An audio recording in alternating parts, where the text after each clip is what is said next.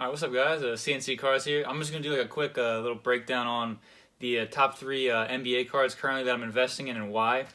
Just some beginner advice from another beginner because I'm just starting to get into the whole sports card investing thing, and I figured I'd kind of just share my advice with you guys and how I'm attacking this and how I'm going about it. So basically, I'm just going to get into it. So my number three guy right now is actually Donovan Mitchell of the Utah Jazz. He's had a great career so far. He was drafted in 2017, Tatum's class, which is a pretty good rookie class.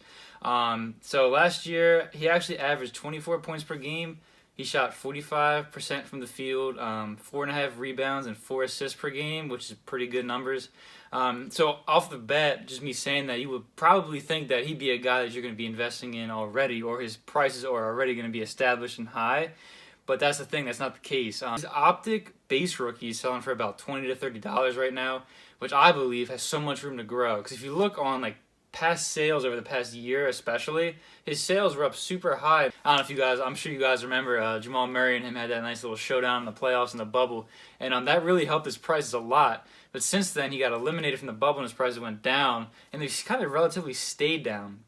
Like I said, the Optic goes for 20 to 30. His Prism is currently selling for about 60 to $80. So for me as a beginning investor, that based on my knowledge of what I have already, that's a good time to start investing in a player like Donovan Mitchell, is when his prices dip down, but he's already had an established ceiling. So even though he's low now and he's already had 3 great seasons under his belt, it's just gonna go back up once the season's coming in hot. We're like a week away from the season, so his cards are definitely gonna start going back up on the incline, in my opinion. So that's just why Donovan Mitchell is one of the guys that I'm investing in heavily right now.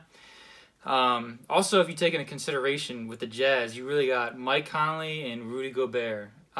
Like the two other main guys. Bogdanovich is another good scorer, but overall, Donovan Mitchell, Spider, he's the guy there. So like I feel like just taking those things into consideration, I think he's poised to have another great year and someone that you as well should consider investing in.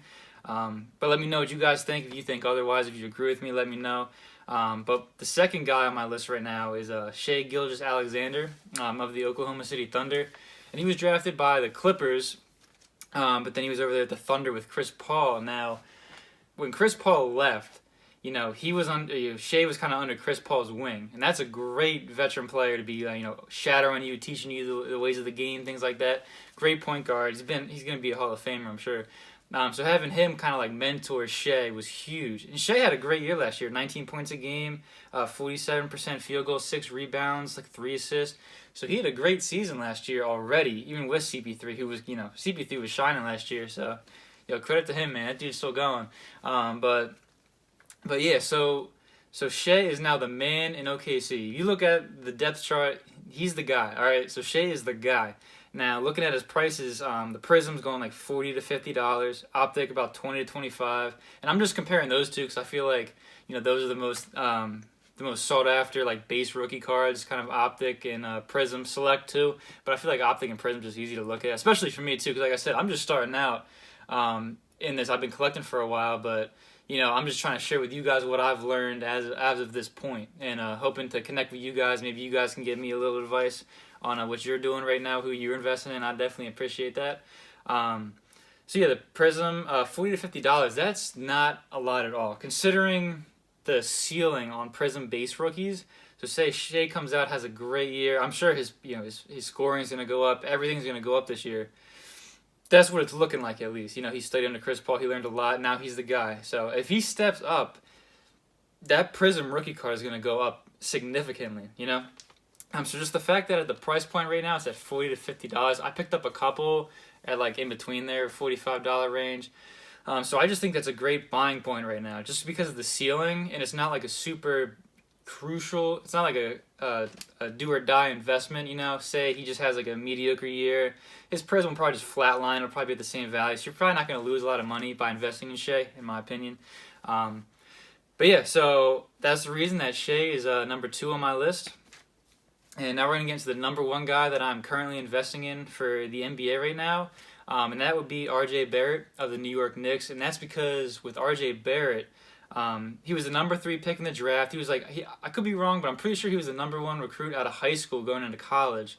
So this dude can play, man. He could hoop, like straight up, he could hoop.